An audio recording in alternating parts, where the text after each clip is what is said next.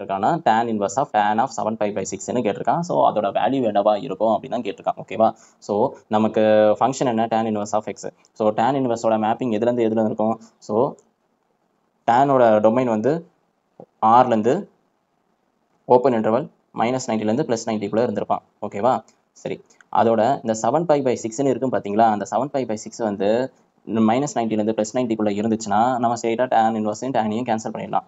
So அப்படி இருக்கானா okay, இல்லாத பட்சத்தில் தான் நம்ம சப்ஸ்டியூஷன் பண்ணி ஆல்சில்வர் டி கப்ஸை வந்து போடுற மாதிரி இருக்கும். ஓகேவா?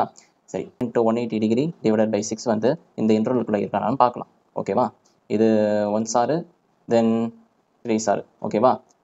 30 சார். ஸோ 7 × 30 110 டிகிரி தான் வரும். இந்த 110 டிகிரி வந்து 90 டிகிரிக்கு மேலே தான் இருக்கும் கண்டிப்பாக. ஓகேவா? அதாவது நம்ம இங்கே இன்டர்வல் பார்த்தோன்னா 3rd குவாட்ரண்ட்டில் இருந்திருப்பான். ஓகேவா? ஸோ அதனால் நம்ம என்ன பண்ண போகிறோம்? ஆல்சில்வர் டி கப்ஸை தான் யூஸ் பண்ண போகிறோம்.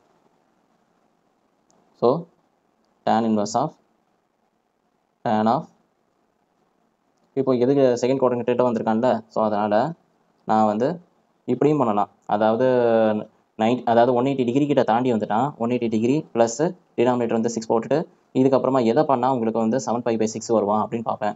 ஸோ அதனால் இங்கே ஒரு பையை மட்டும் ஆட் பண்ணினா உங்களுக்கு வந்து 7 pi by 6 வருவான். அப்போ pi by 6 வந்து கம்ப்ளீட்டாக இந்த -90லேருந்து +90 கம்ப்ளீட்டாக இந்த இன்டர்வல்குள்ளே இருந்திருப்பான். ஸோ அதனால் நான் டேனும் tan இன்வர்ஸும் கேன்சல் பண்ணிடுவேன்.